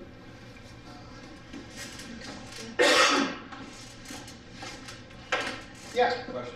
I have a hive that's 2 boxes, 5. And these were fine for most all winter, and about a month ago they decided to go away, I guess, they didn't like them anymore. And the upper box has a lot of honey in it. The lower box was empty. And so I kind of cleaned it all out. And what's the best, just leave it open and let another swarm go in? Is that the easiest way to? I would recommend taking that upper box off of there. You know, go eat that honey or whatever. Okay. The honey will not attract a new swarm. Okay, that was, I guess. Yeah. All you'll have is you'll have bees come in and steal it out. Okay. And then once it's empty, then it'll be possible for a new swarm to come. Oh, okay, so take that one off and just harvest the honey. I mean, it's almost full of honey. Yeah. Yeah, harvest that. And then they're gonna, for a swarm, you're only gonna want 1 box anyway, because that'll be the optimum volume. So just remove that up, Mhm. put the cap on it, and just leave it open. Sure. Hopefully, okay, good. Good, yeah, I need the honey, but Yeah. steal something that might attract it, maybe that doesn't attract it. And it was just sitting there, and I did clean the lower combs up some, and now they can just, even though it's been there, they can just move in and. Yep. take over. Yeah, they will clean up mold. Okay. If you don't have a swarm move in pretty quick, you might have issues with wax moths. How cold does it get around here in the winter? It hasn't been that cold lately, but yeah, it's been in the mid-20s. Okay. You get real It cold can get in the periodically. teens or lower. That's cold enough to kill wax moths, so you won't have. It looked pretty clean otherwise. I mean, there were some dead bees and things, and that's what I thought maybe disease got to it, but It really didn't, after I kind of cleaned it up, I didn't notice the dead bees, but I don't really know why. It might have Early been winter they took off. the queen died, or it's unlikely that they would have taken off this early in the year. That's what surprised me, I was kind of surprised. But the queen might have died, and then when they weren't able to raise new brood, they might have given it up and drifted off to another hive somewhere. Oh, okay. Would they have moved into the upper one at all? No. That's what happened. Yes. Yeah, I had a hive, the same thing like that, and I left the bottom. And then I just left it about 4 months later, I had a bunch of moths in there. But leaving it, so I was thinking of pulling the frames, put them in the freezer till next year. Mm-hmm. You know, just so I don't invite that element in. Yeah, that sounds like you might have a moisture problem around there somewhere. Well, it was an abandoned hive, and we had pretty high winds this last year. So I think it did drive rain into the bottom of the hive. Yeah. I learned a lot this year. Good. Like one of the things that I've started telling people is just do it and it will teach you. You know, one of the best ways to learn something is by making a mistake. You know, if you do something right accidentally, you don't really learn anything from that. If you do something wrong and it fails catastrophically, then that really sticks in your mind, and it'll teach you. So yeah, if you have a big freezer available, you can freeze it. That works. Yeah. Not everybody does though. Do you have to freeze to kill the wax moth? Just a day. A day you'll do it? Yeah. And in the wintertime, if it freezes fairly regularly, around here, I have not seen any problem with wax moths over the winter. You could leave Spider boxes. webbing, right? A little Yeah. bit of spider webs. I think I had a little bit of it from an old hive, but I want to put those frames in with a new nuke, so I want to make sure I freeze them. Yeah, around here, you know, when as long as it freezes once a month or so, that'll be enough to keep wax moths. Maybe just put them outside. Yeah. It's freezing at night. Do One of the things that I do is I'll stand them up on their side, like under an eave or something, next to a building or house or something. And the combination of the light and the air and the freezing will keep wax moths away. Over winter, yeah.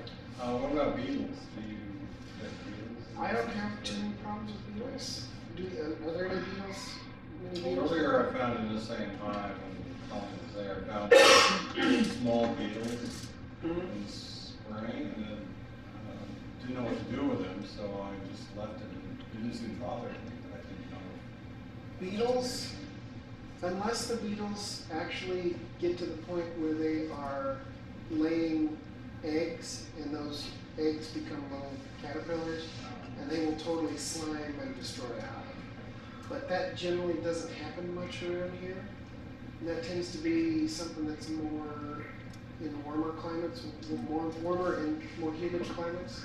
I think up here in the mountains, it's not much of a problem. So if you see beetles in there, Don't worry about it. don't worry about them, or sometimes people try to smash them, and you just end up damaging things. I don't tend to worry about it. I haven't had, in Oregon, I rarely even see a beetle. In Arkansas, you might see 2 or 3 beetles in a hive, or if a hive died, you might see 2 or 3 dozen beetles. But even then, I still never really had. It's never a problem. It tends to be more of a southeast problem. Anything else you want to talk about?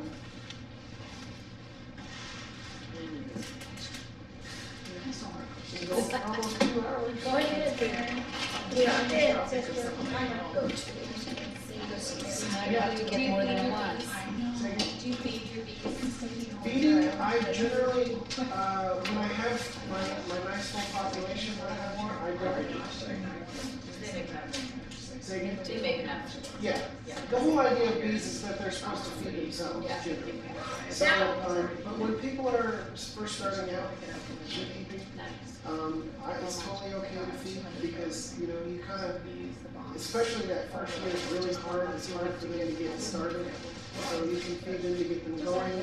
When they come to winter, you can feed them to get through winter if you think they don't have enough.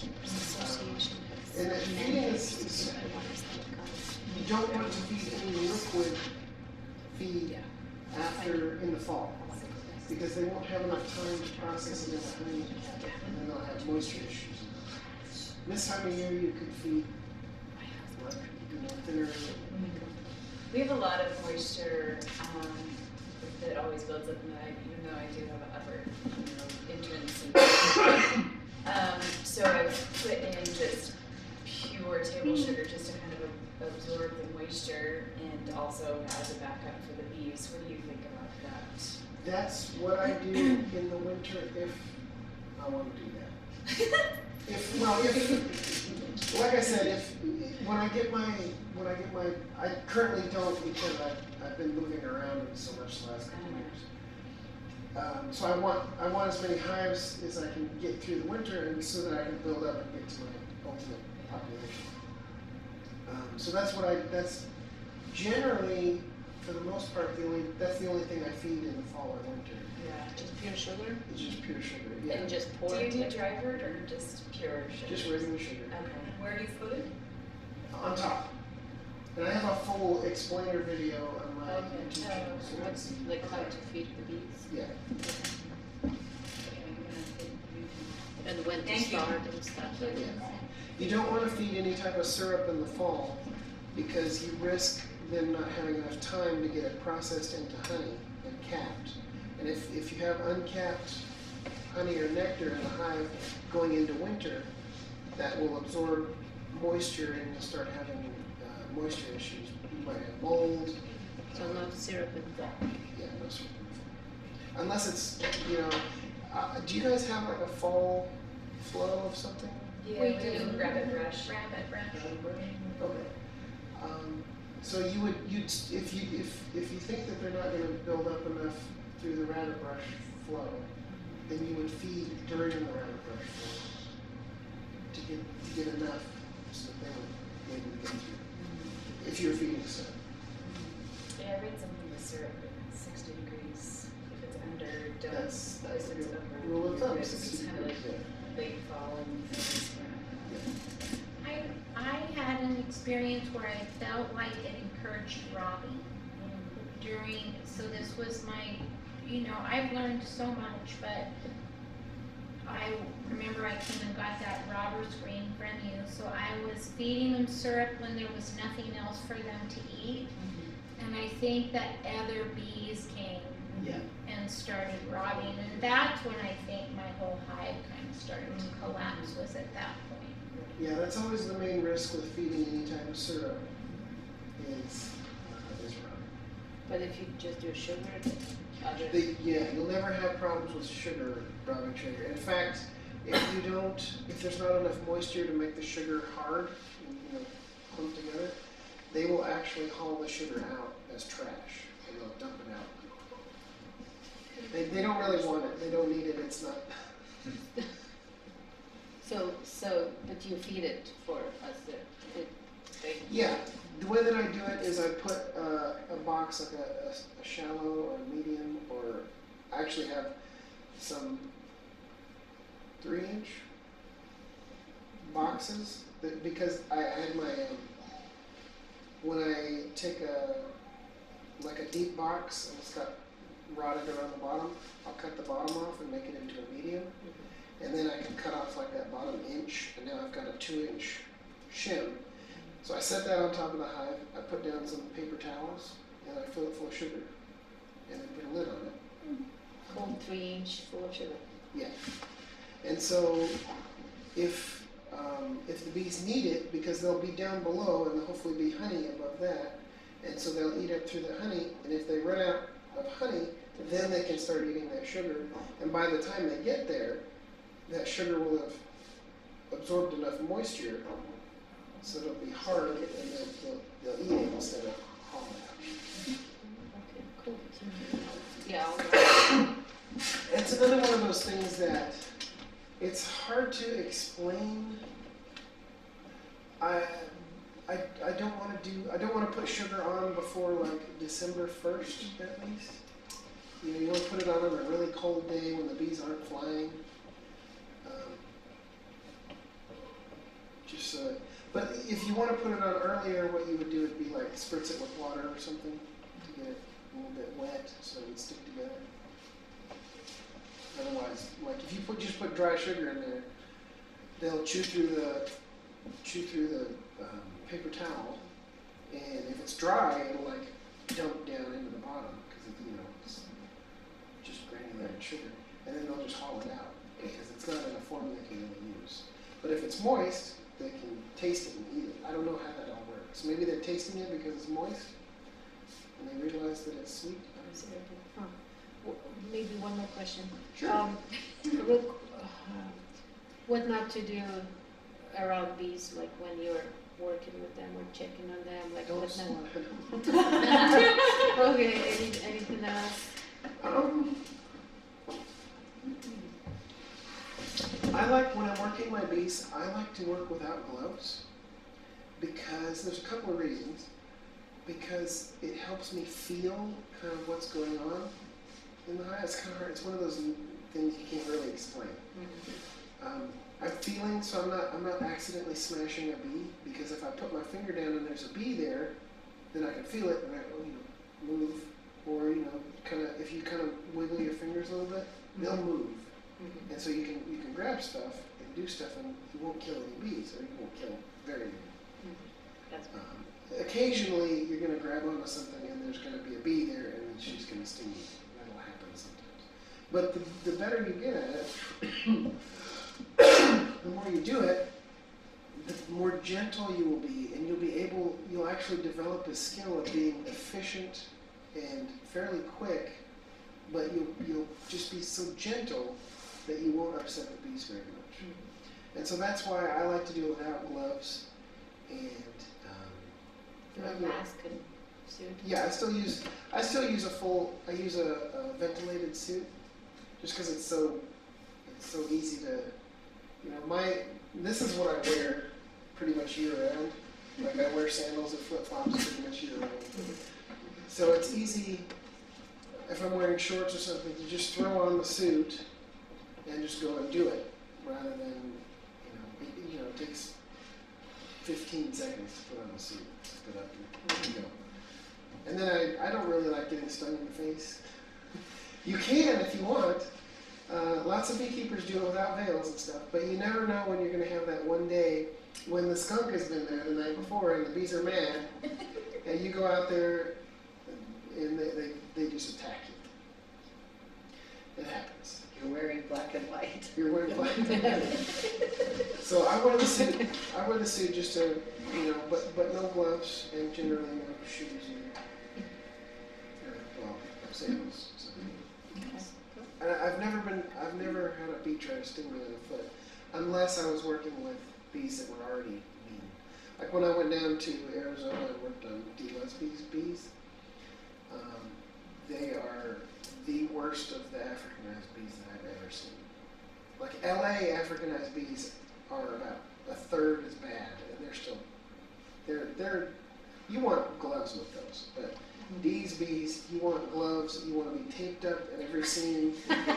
Shoes. Yeah. And even then, when they're mad, they will be so. I was working on a hive, and then another guy was like 5 or 6 feet away from me, and they were like completely plastered on my face mask, and we were yelling back and forth at each other. We couldn't hear each other.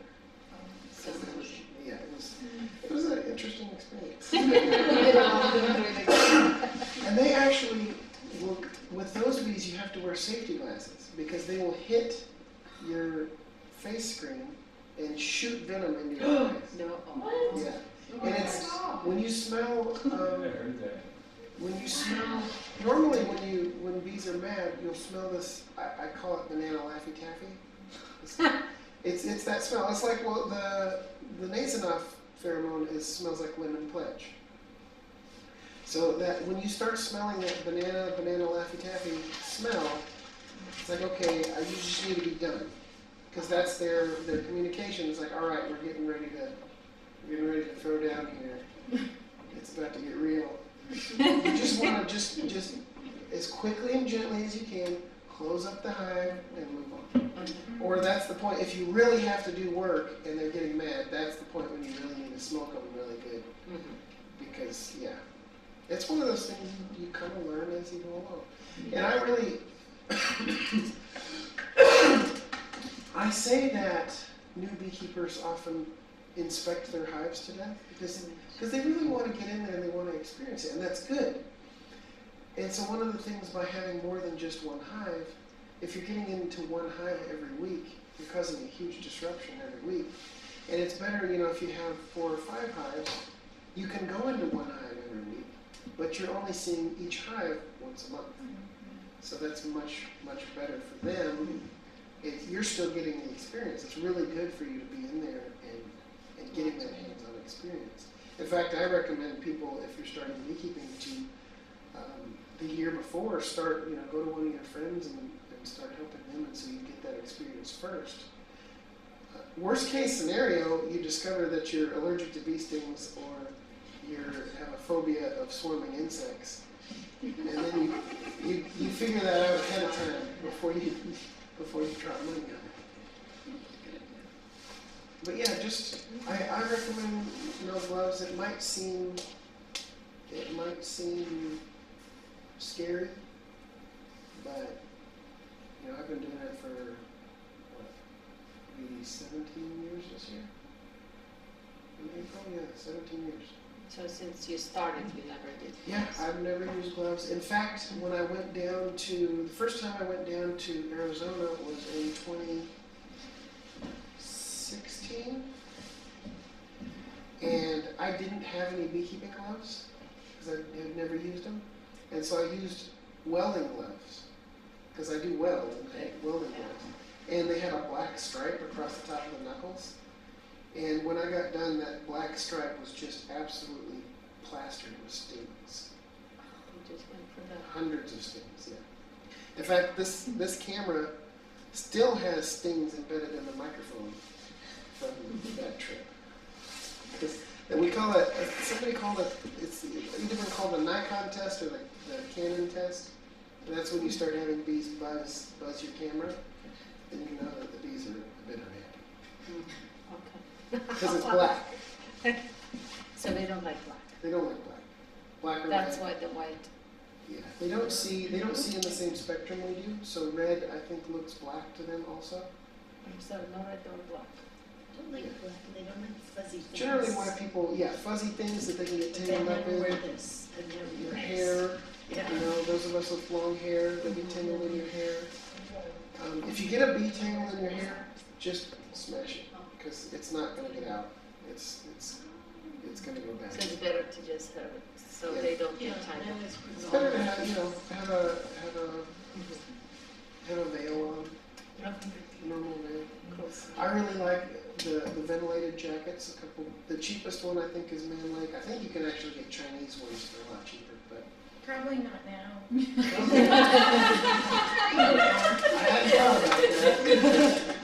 hadn't thought about that. Hadn't thought about that. But yes, the ventilated jackets are really nice because they breathe so much better, and you're going to be out in the sun when you're working on bees. It's going to be sweaty a lot of the time. So being able to throw on that jacket or suit, just step into a suit and zip it up. So It's much ventilated nicer. is mesh versus cotton, right? Yes. That's what's ventilated. Typical white bee suit is just a single layer of cotton, and you can actually get stung through that a little bit as well. But ventilated's better. But the ventilated, you have 3 layers. You have a thin layer of mesh, and you have a thicker layer of like mesh foam mesh, and then another thin layer of mesh. And so it ends up being, 3/8 of an inch thick. And I've never been stung through that, ever, even with African bees. Yeah. What's the best time to check on them? Midday? Not when they're kind of busy doing something, so they're. Yeah, the time when I like to work on bees is like 11 to 5, 10 to 5, 10 to 4, midday.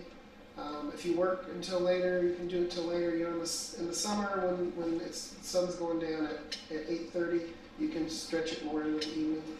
But the closer to when the morning is probably even better than the evening. In the evening, I think they get a little testier in my experience the later you go.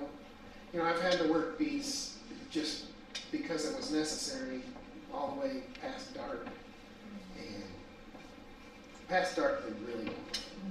Around 11 o'clock and something like that. Yeah. I think you're right. When it's warm, when it's above 60 degrees, 70 degrees is better. When it gets cooler, if you have to do something, you want to go as quickly as possible because the more you have the hive open, the more they're losing that air conditioning.